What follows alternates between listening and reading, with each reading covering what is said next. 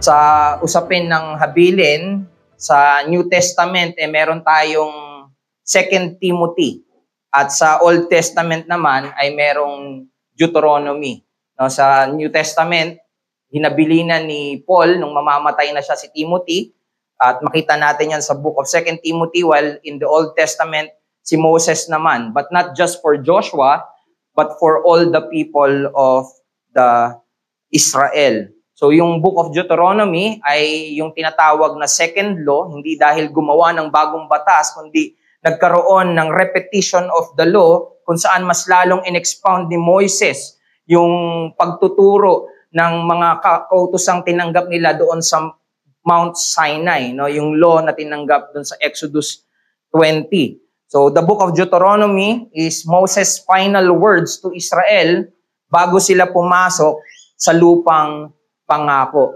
Tandaan natin na on top of the 4th commandment, where they regularly gather to observe the Sabbath worship, dito sa verse 9 to 13, ito yung special instruction for the nation of Israel to gather every 7th year in the year of release, na kinikilala rin bilang sabbatical year, ganun din at during the time of the Feast of Tabernacles. So merong year of release at merong Feast of Tabernacles, which is celebrated for almost a week. It is assumed here na they will do these special instructions when they are already in the promised land. Gagawin nila tong 7th year na to kapag nandun na sila sa promised land, or at least assume ni Moises dito na nandun na sila sa promised land kapag ginawa nila to. Stable sila doon, na nakapanaryahan na sila doon at hindi na sila naglalakbay katulad ng paglalakbay nila sa ilang. So this sabbatical year o year of release na tinatawag, this was mentioned in Leviticus 25, 1-7, na tinatawag ding year of rest for the land. Kapahingahan para sa lupa, nang ibig sabihin, ang mga tao ay dapat hindi ma-engage sa any agricultural work. Siguro mapapaisip ka rin, while I was reading this, ito yung isa sa mga question ko, paano sila magso-survive kung ang primarily means nila ng pamumuhay ay yung agrikultura?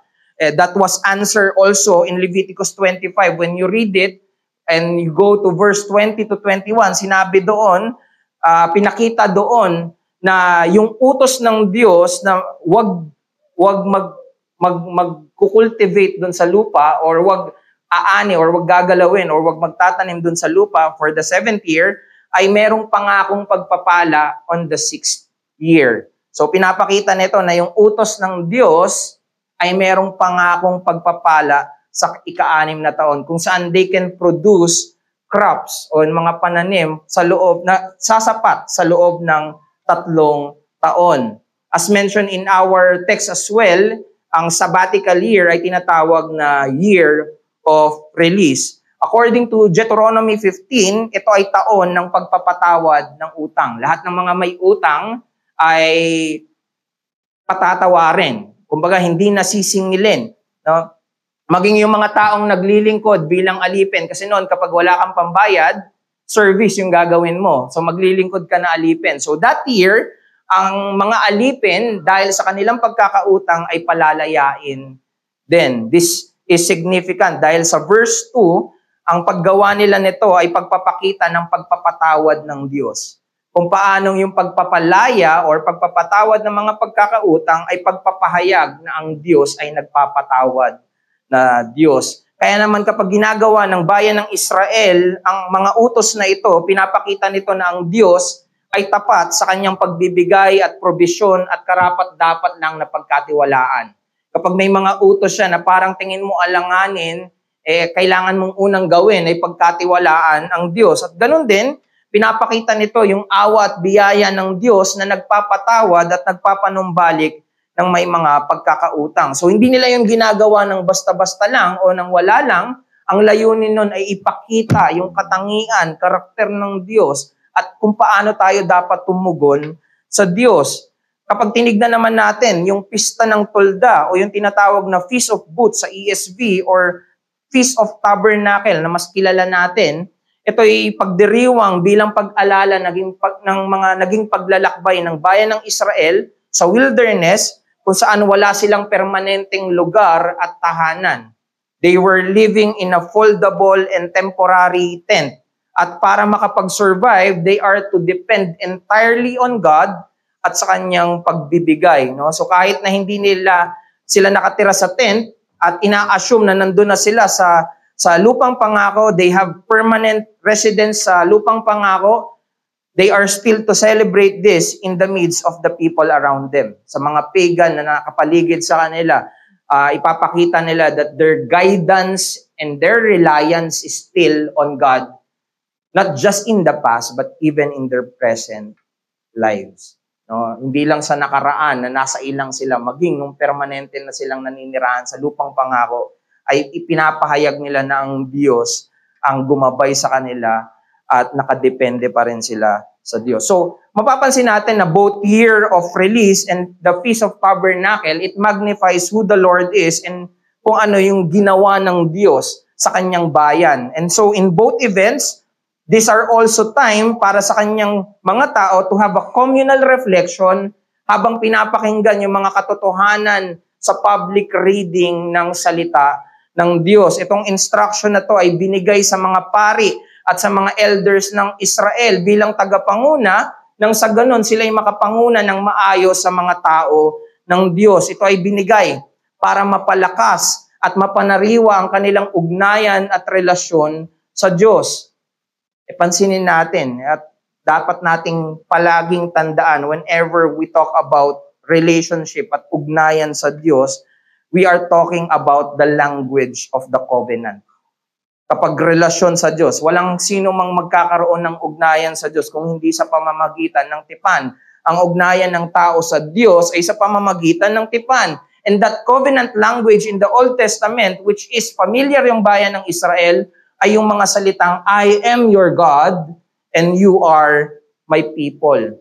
Sa loob ng tipanan ay pinapatunayan ng Diyos na sila ay mga tao niya. At ang mga tao ng Diyos ay pinapatunayan ang Panginoon ay nananatiling kanilang Diyos. In this covenant, there are obligation and promises on both sides. God's part on the covenant, at least on the Old Testament, includes His promise to bless, protect, and be present with His people. Nandun yung pangako ng pagpapala, pangako ng pag-iingat, pangako ng pagsama sa kanila kung nasan man sila.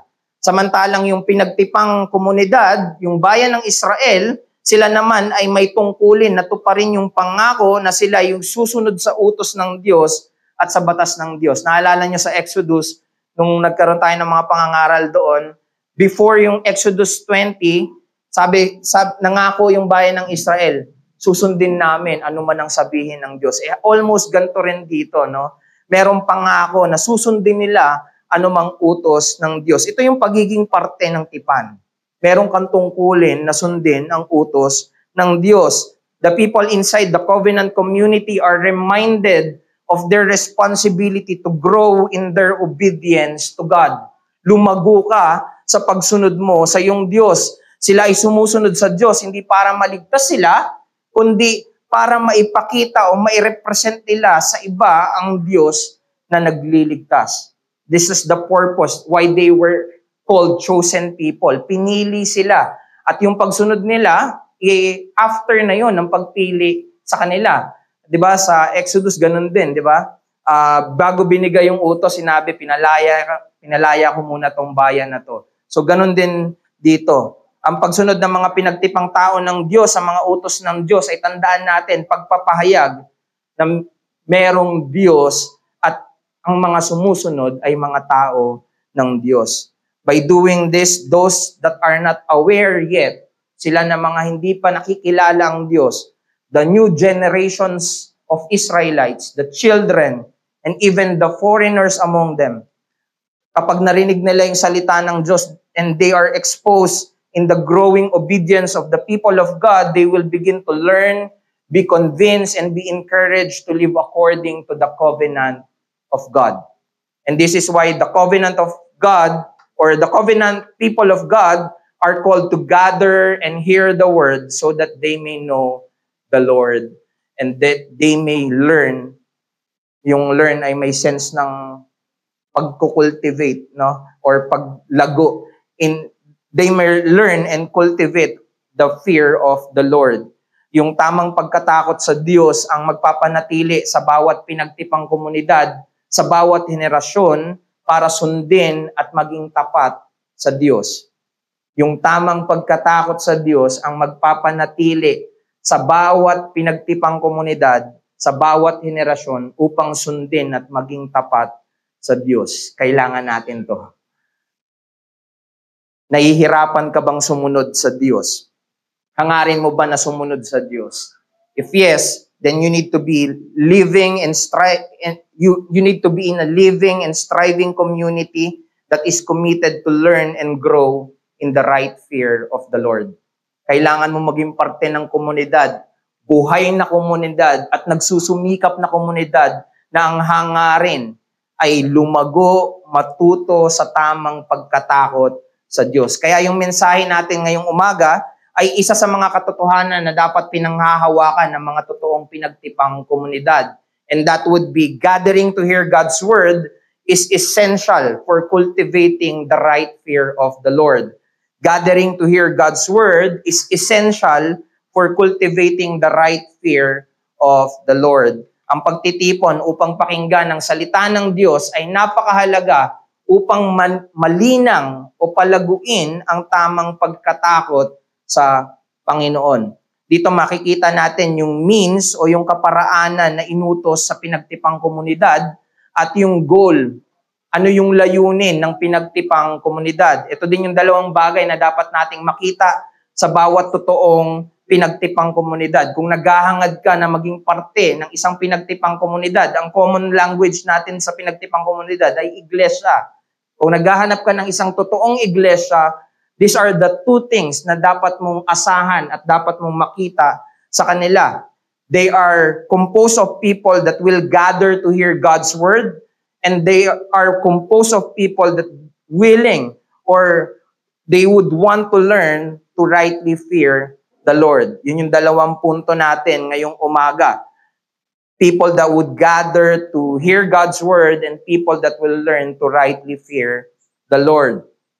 So the people in the covenant community will gather to hear God's word. Ito yung makikita natin sa binasa nating mga salita. The old covenant people were instructed to gather all those in their authority, lahat ng nasasakupan nila para pakinggan ang salita ng Diyos. Basically, ang tinutukoy lang dito ay yung mga salita ng Diyos na ni-reveal kay Moises. Maraming mga pagtatalo dito kung ito ba ay yung buong Torah na naisulat o ito ba ay specific portion lang ng Deuteronomy. So, hindi ko rin alam kung ano yon, kung ano specifically yon, dahil yung Feast of Tabernacle ay kagaya nun, composed of celebrated for almost a week.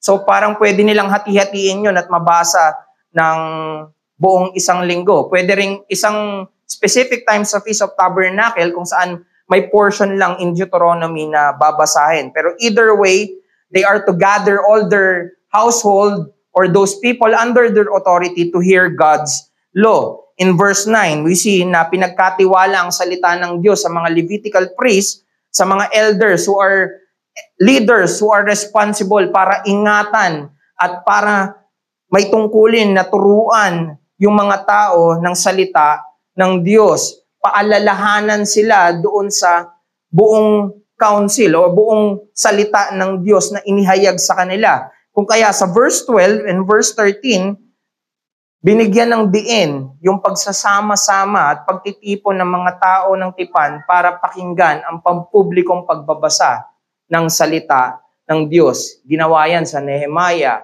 nung nakita yung salita, sama-sama, all part of the nation. Pansinin nyo that this is a communal act para masigurado na ang lahat ng tao na parte ng pinagtipang komunidad ay magkakaroon ng access sa salita ng Diyos. Dahil ang salita ng Diyos, during that time, ay hindi accessible sa lahat. Wala yung written pa, no? Nakadepende sila sa mga ituturo at maririnig nila. So, pangangailangan ng lahat, pero hindi accessible sa lahat. So, the challenge is on the leaders to be faithful in leading them that they would be able to hear God's word. Kaya ang ginawa nilang sistema noon ay may mga kanta sila na kinakabisado, yun yung inaawit nila paulit-ulit nang sa ganun, yung kantang yon maririnig nila at maituturo nila sa mga sambahayan nila. So kaya yung panawagan doon ay lahat ng lalaki, babae, bata matanda, dayuhan, tubong Israelita, ito yung panahon upang walang sino man ang hindi maabot ng salita ng Diyos. Ito yung layunin mula pa noon, abutin yung maaabot. At ang target ay lahat ay maabot ng salita ng Diyos. As God's people, it is our corporate responsibility to keep God's word central in our community. Tungkulin natin na panatilihing sentro ang salita ng Diyos sa ating komunidad. Ito yung humuhubog sa ating pagsamba, ito yung nagpapalakas sa ating pagsunod, at ito rin yung bumubuo ng magandang kinabukasan, hindi lang sa atin, kundi sa mga susunod pa sa atin, salita ng Diyos. October ngayon, we remember yung Reformation, no? At hindi magkakaroon ng Reformation kung hindi bumalik sa salita ng Diyos. Ganito dapat nakasentro. Ganito yung pagiging sentro ng salita ng Diyos. It will get us back to what is right. Personally, hindi ko kailangan maging propeta para sabihin sa mga tao na ikasisira ng isang komunidad o ng isang iglesia kapag ang salita ng Diyos ay hindi na sentro ng kanilang pantipan na pagsasama-sama. That's a fact. Kapag hindi na sentro ang salita, masisira ang pangtipang komunidad. At nakakatakot to. Kaya bawat bumubuo sa pinagtipang komunidad ay may tungkulin. Miyembro ka ng pinagtipang komunidad, may tungkulin ka na panatilihin ang salita ng Diyos na sentro ng kanilang buhay at sentro ng kanilang pagsasama-sama. The reason why we gather, the very reason why we can still gather despite of the changes na nangyayari sa paligid natin dahil nararapat na sentro ang salita ng Diyos. Kaya yung aral na makikita natin, our corporate responsibility is to keep God's word central in the life of our covenant community. So makikita natin dito na hindi lang leader ang may tungkulin dito. Bawat miyembro, ang dahilan kung bakit pinapaabot sa iyo yung salita, ang dahilan kung bakit naririnig mo ang Diyos na nagsasalita sa pamamagitan ng mga tagapangaral na pinapadala niya ay para gampanan din natin yung tungkulin natin na maging sentro ng mga buhay natin at ng pagsasama-sama natin ay ang salita ng Diyos. Ang sentro at pangunahing basihan ng ating pagsasama-sama ay ang salita ng Diyos, hindi ang ating mga opinyon o yung haka-haka natin, lalo't hindi yung mga pabago-bagong kalagayan natin at pabago-bagong emosyon natin. So paano pananatilihin ang salita ng Diyos na sentro ng buhay ng ating pinagtipan na komunidad? Our text simply says, gather and hear the public reading of God's word. Gather and shema the public reading of God's word. Yung hear doon ay parehas ng shema. At kagaya ng mga previous na pag-aaral natin, yung shema, yung obedience ay walang another word. No? So, kapag sinabing hear na shema, it also has the idea na kadugtong nito yung obedience. So, to hear is to obey, to hear is to keep, to hear is to love God. Diba yung shema? Patungkol yun sa pag-ibig din sa Diyos. Nakikinig ka para sumunod, nakakapakinig ka para panatilihin, nakikinig ka dahil sa pag-ibig mo sa Diyos, dahil ang Diyos ay iniibig mo ng buong puso, buong isip, buong kaluluwa, buong lakas. Alam nyo, before na naging text capital ang Pilipinas at bago na uso yung Unli Text at Unli Call, ay nauso muna yung telebabad. No? Yung di na naabutan ng mga bata natin yan, pero yung mga may landline noon, madalas ang sigaw, naka-telebabad ka na naman. No? Pero ano yung meron sa telebabad? No? Yung pakikipag-usap mo sa kakilala mo na napakatagal, magbababay lang. Sige na, ikaw na muna. Hindi, ikaw na magbaba. Hindi, sabay na lang tayo. Mga ganyan. Tapos umabot na ng 30 minutes yung pag-uusap nyo. Pero ang totoo, kaya umabot yun ng ganong katagal, dahil gusto natin na marinig pa rin yung boses ng mahal natin na nasa kabilang linya. Mahalaga sa atin yung kausap natin sa kabilang linya. No? Kaya ang tanong sa atin ay minamahal ba natin ang Diyos? Gusto ba nating marinig ang tinig ng Diyos? Kung gayon, paglaban natin yung pagtitipon kung saan napapakinggan natin yung salita ng Diyos. Kung hindi natin ipaglalaban yung pagtitipon para pakinggan ang salita ng Diyos ayon sa inutos ng Diyos, I want you to consider some of these consequences. Ano yung mga yon? Masasanay tayo na baliwalain ng Diyos at ang kanyang salita hanggang sa makalimutan na natin ng Diyos at ang kanyang mga ipinahayag na salita. Ignoring to hear God's word, it would weaken our commitment to live according to God's instruction. Pahihinain ito yung mga commitment natin sa Diyos. Hindi na tayo matatakot na suwayin ang Diyos. Sisirain ito yung pagsasama-sama at pagkakaisa ng pinagtipang iglesia. At isa sa mga nakakatakot para sa akin bilang tatay ay yung generational consequences kapag hindi ko pinangunahan yung mga nasasakupan ko sa salita ng Diyos. If the people will no longer gather, children and future generations would not be exposed to the word of God, and they will be ignorant of who God is. Hindi nila makikilala ang Diyos. Alam mo, ang magulang, normal sa atin, kapag nakita natin yung anak natin na nagkakasakit, mag-alala at gawin yung best natin para gumaling sila. Pero paano kapag nakikita natin at sinasabi ng katotohanan na kapag hindi natin sila pinangunahan, we're not just taking the medicine away from them, tayo mismo yung pumapatay sa kanila. At nakakatakot to. May mga pinagkatiwala at pagpapala ng anak sa atin at hindi natin pinapangunahan sa Diyos na tayo mismo yung nagpapahamak sa kanila by taking them away from God, by not allowing them to know who God is. Kung ikaw, pag nagkasakit yung anak mo, physical, o yung mga mahal mo sa buhay, gagawin mo yung lahat. At malaman mo na sila ay mapapahamak at patungo sa impyerno if they will not know God, anong gagawin mo? Sinasabi sa atin, pangunahan mo sila. Huwag mo silang hayaan na hindi maging kabilang ng pagtitipon at mapakinggan ang ipinapangaral na salita ng Diyos. Na huwag nilang marinig ang Diyos. Do everything you can for them to hear God's word. Do it. Risk everything that you have para marinig nila yung salita ng Diyos.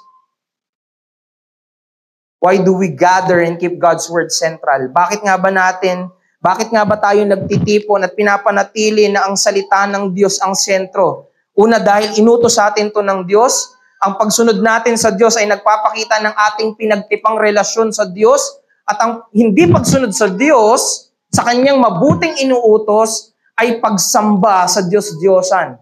Our disobedience shows our idols. If our obedience shows our covenant relationship with God, then our disobedience shows our idols. Ang pakikipag-isa sa pagtitipon ay nagpapalakas din sa ating pinagtipang komunidad. Let's be honest. Nakakapanghina pag may mga kapatid na wala. It has an effect on the community.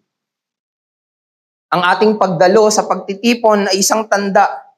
Bakit kailangan nating magtipon at panatilihin ang salita ng Diyos? Sapagkat ito'y tanda kung ano yung itsura ng ating pananampalataya. Ito yung naghihiwalay sa mga nagkiklaim lang na sila ay sumasampalataya sa Diyos versus sila na mga totoo na sumasampalataya sa Diyos. Kaya yung hamon sa atin, huwag mong pabayaan yung pagtitipon. Do not neglect the gathering on which God has ordained the means of hearing His word for the benefit of your soul. May kaparaanan ng Diyos para ingatan ng iyong kaluluwa. At yung kaparaanan na yon ay nung nagsalita siya, pero nandun ka ba upang makinig ng salita niya? Kaya huwag nating pabayaan yung pagtitipon. Sa mga kalalakihan, ang tanong sa'yo ay nangunguna ka ba sa dalhin ang iyong buong pamilya sa pagtitipon na ito ng Diyos? Sa mga kababaihan, tumitindig ka ba o sumasang-ayon ka lang sa mga tagapangunang hindi ka dinadala sa pagtitipon ng Diyos? Sa mga anak, ginagamit mo ba ang kalakasan ng iyong kabataan upang sumunod sa mga nangunguna na dalhin ka parati sa pagtitipon ng Diyos? Kung makita natin yung mga sarili natin na nagpapabaya or parang nakikita natin na casual attender lang tayo, naiisip mo ba yung panganib kung mananatili kang walang malalim na pakikipag-isa sa mga nagtitipon na itinakda ng Diyos? Isang malaking kabulagan, isang malaking kamalian na isiping simpleng kasalanan lang ang ugaliin na pabayaan ng pakikinig sa Diyos at huwag makibahagi sa kanyang inutos na pagtitipon. Ito'y mabigat na kasalanan at nakakapahamak ang epekto nito. Pero salamat sa Diyos, maging itong kasalanan na to ay kayang iligtas ng Panginoong Hesukristo. Ano ang gusto mong iwan sa mga susunod na henerasyon? Ano yung gusto mong iwan sa mga susunod sa'yo? Alaala na ikaw ay nagpabaya, napahamak, at nang pahamak. Yan ba yung gusto nating iwan sa mga susunod sa atin? Again, we can be present in the gathering, but our heart may be absent and not cooperating. Hindi natin maitatago ang kasalanang ito at lalabas ito sa ating pagsamba sa Diyos at pakikipag-ugnayan sa mga tao ng Diyos. Kung matagpuan natin yung mga sarili natin na napapabayaan natin ng pagtitipon at nalalayo tayo sa salita ng Diyos, tandaan natin, hindi tayo nagtitipon dahil sa ating mga perpektong pagsunod, kundi dahil kay Kristo, na sa kanyang awa at habag ay tumawag ng mga makasalanan patungo sa Kanya. Sa pamamagitan ng ating mapagbiyayang Panginoong Hesukristo, matatagpuan natin ang perpektong salita na nagkatawang tao. Siya na hindi lamang nakinig ng salita, kundi sumunod dito ng may perpektong pagsunod. At sa pamamagitan ng kanyang sakripisyo, tayo ay napapatawad sa ating mga pagkukulang, na panatilihing sentro ang salita ng Diyos. Kaya ngayon, inaanyayahan niya tayo na bumalik sa komunidad ng pananampalataya, pakinggan ang kanyang tinig at panibaguhin ang ating mga puso gamit ang kanyang nagpapabanal at nagliligtas na salita. Kaya ang imbitasyon din sa mga hindi pa kabilang ng pinagtipang komunidad o ng iglesia, tinatawag ka ngayon ng Panginoong Hesukristo para lumapit, pakinggan ang kanyang salita at tanggapin ang biyayang nagbibigay ng buhay. Hanggang kailan mo patitigasin ang puso mo na tanggihan ang pinakakabutihan ng iyong kaluluwa? Ang kanyang bisig ay bukas para sa lahat. Lalaki, babae, bata, maging mga nalayo sa kanya, mga dating natumba at nawala, mga nagnanais na bumalik. Nawa maging araw to ng kaligtasan para sa iyo. Nawa wag nating patigasin yung mga puso natin. Lumapit tayo at maranasan nawa natin ang kapangyarihan ng kanyang salita na nagbibigay ng buhay, ng pag-asa at walang hanggang ugnayan sa kanya. So again, the word of God does more than instruct us. Hindi lang ito nangungusap sa atin. It transforms our hearts, creating us the right fear of the Lord. Ito yung pangalawang punto, no? The people in the covenant community will learn to rightly fear the Lord. Pansinin nyo yung expectation sa verse 12 and 13. Paulit-ulit na sinabi doon, hear and learn to fear the Lord. Ang layunin kung bakit tayo nagtitipon para pakinggan ang salita ng Diyos ay para nang sa ganon tayo ay matuto na magkaroon ng takot sa Diyos. Kaya ang tanong ko sa iyo, gusto mo bang magkaroon ng takot sa Diyos? If you find this question negatively, perhaps that's because of the misconceptions that we have about fear of the Lord. Maaaring ang tingin natin sa Diyos ay nakakatakot siyang paglingkuran o maaaring iniisip mo na ang pagkakaroon ng takot sa Diyos, pang Old Testament people lang yan. No? Kaya sa mga unbeliever lang yan. No? Again, those are misconceptions. Ito ay dahil sa maling pagkilala nila sa Diyos at maling pagkaunawa ng mga ipinahayag na salita ng Diyos. The right fear of the Lord, as the Bible teach us, is recognizing God's greatness and our smallness before Him. Ito'y pagkilala ng kahigitan ng Diyos at kaliitan natin. Sinabi sa Psalms 103, verse 11, "For as high as the heavens are above the earth, so great is His steadfast love toward those who fear Him." Pinapakita nun, great na yung great heavens, no? It's above the earth. Parang pagpapakita yun nung posisyon ng tao sa harapan ng Diyos. That's how we fear the Lord, recognizing kung gaano siya kataas at gaano tayo kababa.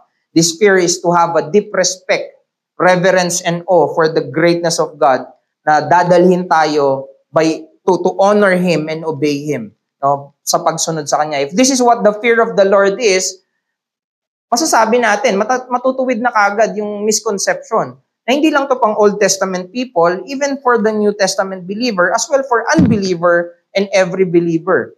Pansinin niyo, maging yung sa Isaiah 6, yung anghel doon, na nagsalita yung mga anghel, nayanig yung pagpapakita yun ng pagiging higit ng mga anghel na hindi nagkasala, naglilingkod sa Diyos.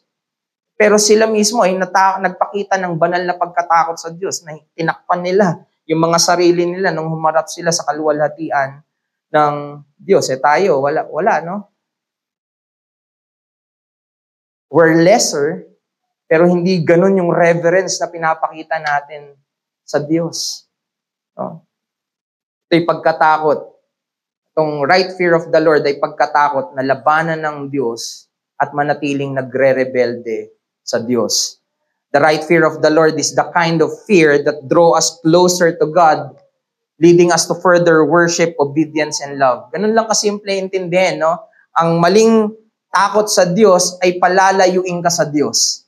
Ang tamang pagkatakot sa Diyos ay mas lalo ka pang palalapitin sa Diyos. Ang tamang pagkatakot sa Diyos ay magbibigay pa sa'yo ng hangarin na mas kilalanin pa siya.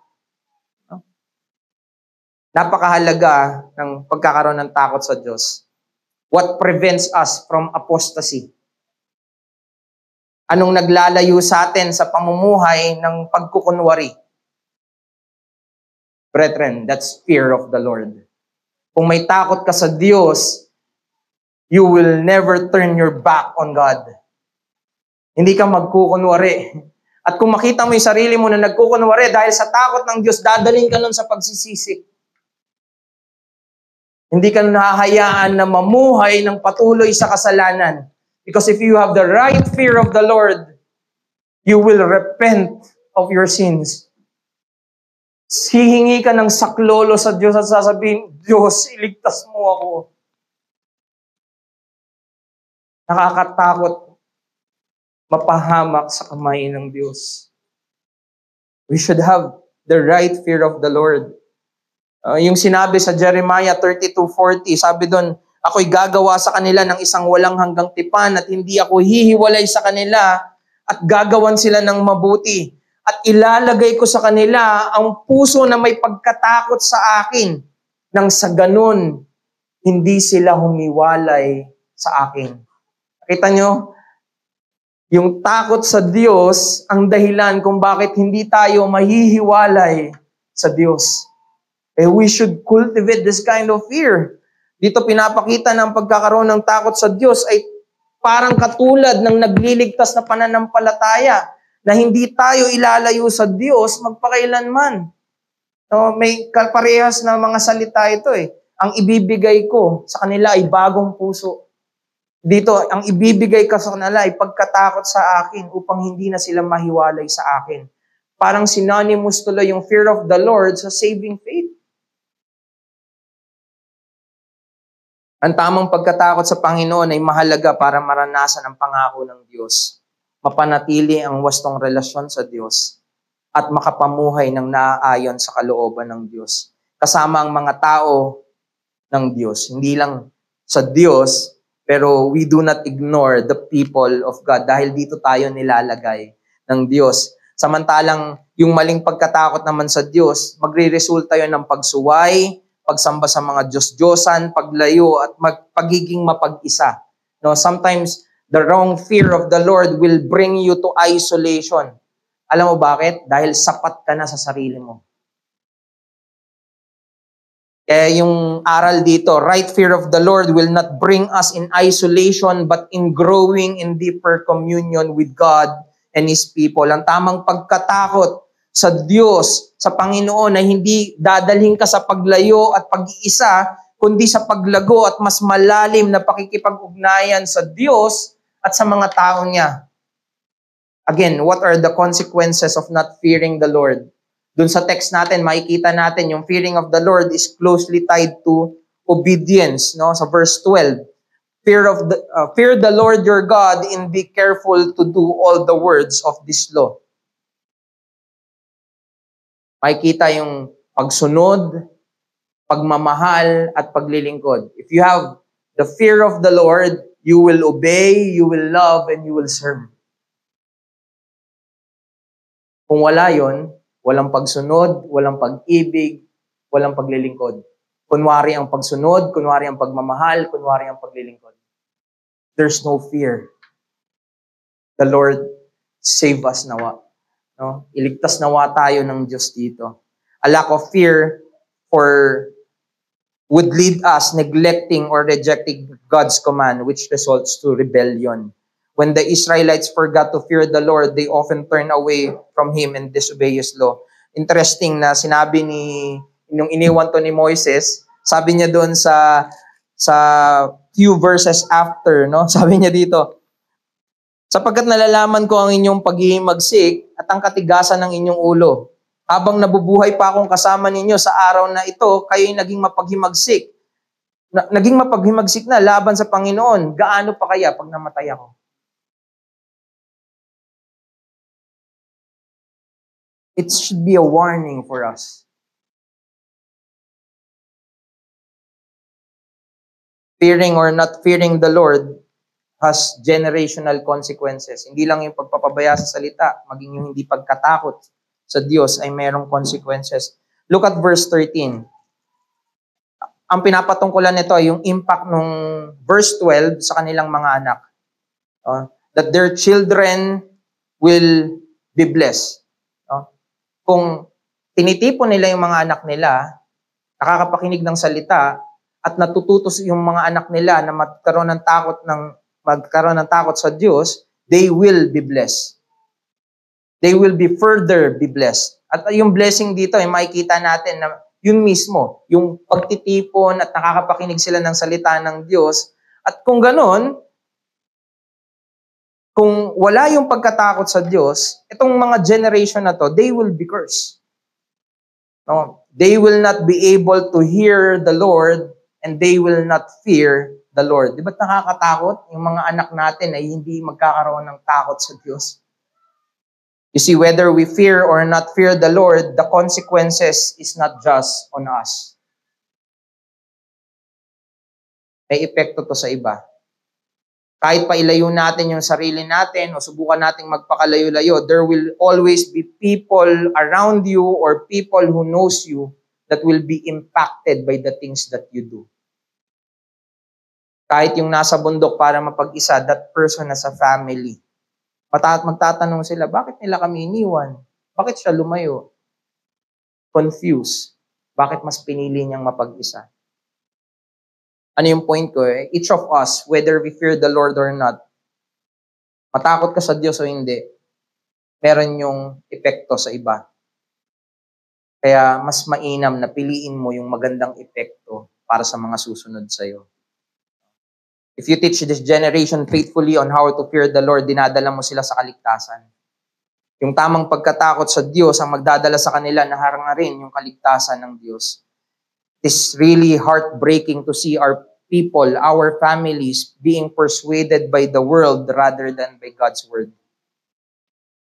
Nagpapakita na ito na hindi na sila takot sa Diyos. Mapapahamak sila. Yung hindi rin pagkatakot sa Diyos ay pag-abandona ng tipanan mo sa Diyos. If the festival has this sense na nire-renew nila yung tipanan nila sa Diyos, being God as their God, and they as people of God, yung hindi pagkatakot sa Diyos is not giving concern kung siya pa yung Diyos at kung hindi na ako tao ng Diyos. If we lose our not fearing the Lord is losing our identity as God's chosen people.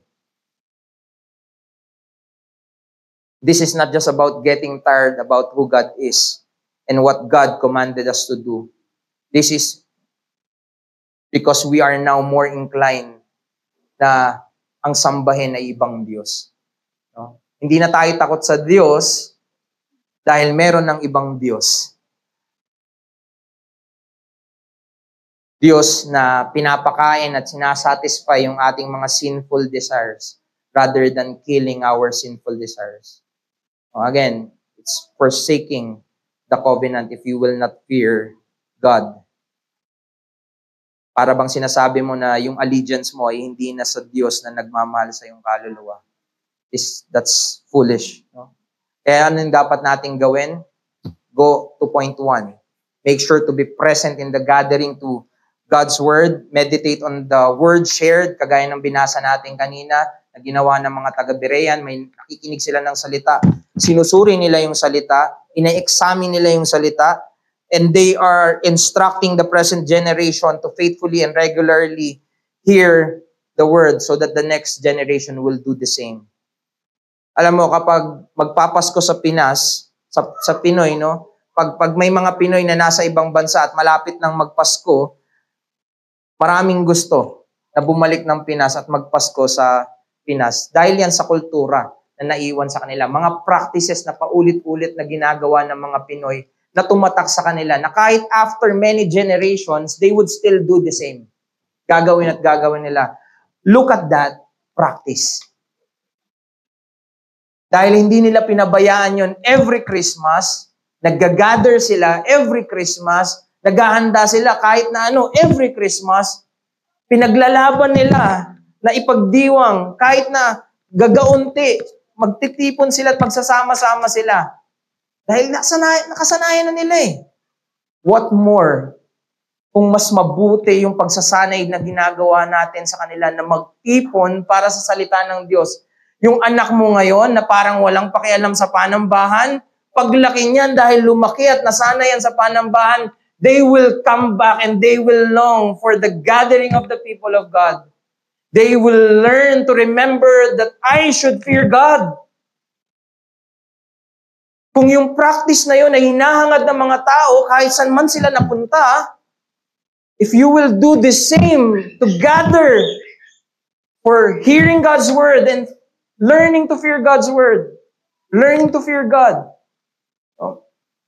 saan man sila magpunta, meron tayong kasiguraduhan na merong ginagawa ang Diyos sa kanila. They would remember that, and that would no longer be a ritual and practice for them. Antayin mo na yung ritual na yan ay maging tunay na pagsamba sa kanila. At anong kagalakan kapag yung mga ginagawa nila ay totoong pagsamba nila dahil nariintindihan na nila yung naririnig nila, nauunawaan na nila yung mga ipinapangaral sa kanila, their heart are being changed. Yung puso nila ay nababago. No? Kaya, again, we need to cultivate the communal reverence for God bilang pundasyon at hindi dapat optional. Ang tamang pagkatakot at paggalang sa Diyos ang napagyayaman sa pakikipag-isa sa iglesia. If this is important, then this should not be an option. Sabi nung isang kanta, heal the world, make it a better place. But I think it is better to say, fear the Lord, and this world will be a better place. Magsimula tayo sa pagtitipon sa iglesia. I want you to realize this. There is no fear of the Lord for those children who do not honor their parents. Sa mga asawang lalaki na hindi minamahal ang kanilang asawang babae o sa mga asawang babae na hindi nagpapasakop sa kanilang asawang lalaki. They are doing that because they are no longer fearing God. And this is also true in the relationship we have in the church. Without fear of the Lord, we will just forsake our duties kahit pa ikasira ito ng buong katawan. Sasabihin natin ng may kumpiyansa, ano ngayon? Hindi na nga natin iisipin sila. It destroys godly and right relationship. Without fear of the Lord, masisira yung mga relasyon. Hindi solusyon ang lumayo, kundi ang makiisa. Di ba ito yung mali kapag iniisip ng isang bata, nalalayas na lang siya para hindi na siya maging pabigat? Lalayas na lang ako. Para hindi na lang ako maging pabigat. Marahil, hindi mabigat sa kanya. Pero ang totoo, mas naging mabigat ito sa mga taong iniwan niya. Same is true sa church. Maaaring ang iniisip mo, alis na lang ako para hindi maging pabigat. Pero you have an impact dahil totoo yung relasyon na meron kami sa inyo. Meron totoong relasyon sa bawat isa sa atin. Hindi tayo tinuturuan ng Diyos na magpanggap sa relasyon na meron tayo sa iglesia. It has an impact. And the Lord never teaches us to forsake one another but to love one another. At ito yung pinagsisikapan natin. Maaaring hindi mo ramdam, pero yung kapatid mo ay sinusubukan na magmahal sa pamamagitan lang ng pagiging present. It tells us many things about his faith or her faith. Ang maging tagapag-ingat ng kapatid at hindi natin ito magagawa sa pamamagitan ng paglayo. No? Ito yung tinuturo ng Diyos sa atin, maging tagapag-ingat ng Diyos. We are not to isolate ourselves, but we should grow deeper in communion with God and His people. Kapag ginawa natin to, it should shows, pinapakita nito sa mundo ang tamang pagkatakot sa Diyos. So let me end sa naging pagninilay-nilay natin sa Deuteronomy 31:9-13. Nakita natin ang kahalagahan ng pagtitipon para mapakinggan ang salita ng Diyos at matutunan yung tamang pagkatakot sa Kanya. At bilang isang pinagtipang komunidad, tungkulin natin na tiyakin na ang salita ng Diyos ang sentro ng ating buhay, na ito yung huhubog sa ating mga pagsamba, ito yung magpapatibay ng ating pagsunod at magdadala ng liwanag sa mga susunod pa na henerasyon. Kaya huwag nating ipagsawalang bahala yung pagtitipon, bagkus ay maging masigasig tayo sa pakikilahok, sa pagtitipon ng iglesia, tiyakin natin na si Kristo at ang kanyang salita ang sentro ng lahat ng ating ginagawa. Manalangin tayo. Aming Diyos, kami po ay nagpapasalamat sa simpleng katotohanan na napakinggan namin ngayon sa kahalagahan ng inyong salita, ng pagtitipon para mapakinggan ng inyong salita at nang sa ganun din ay hangarin na pagyamanin at paglinangin ang tamang pagkatakot sa inyo. Iligtas nyo kami sa maling pagkatakot. Iligtas mo kami, O Diyos, sa mga maling kaisipan. Salamat, O Diyos, na kung makita man namin yung sarili namin na nabibigo sa mga bagay na ito, salamat dahil ikaw ang Diyos na nagpapanariwa, nagpapatawad sa amin. Salamat, O Diyos. Salamat dahil tapat ka sa tipanan. Gawin mo kaming tapat, O Diyos, sa aming mga sinumpaan, sa aming pakikipagtipan sa inyo. Tulungan nyo kami, and we know and we acknowledge that we cannot do this apart from Christ. So, give us grace. Give us obedience. Give us love. Give us real service, O Lord. Totoong paglilingkod sa inyo at sa mga tao ninyo. Maging kabahagi nawa kami ng tipanan na mag-iingat ng mga katotohanan ito para sa mga susunod pang henerasyon. Purihin ka ng lahat. Salamat po sa pangalan ni Kristo. Amen.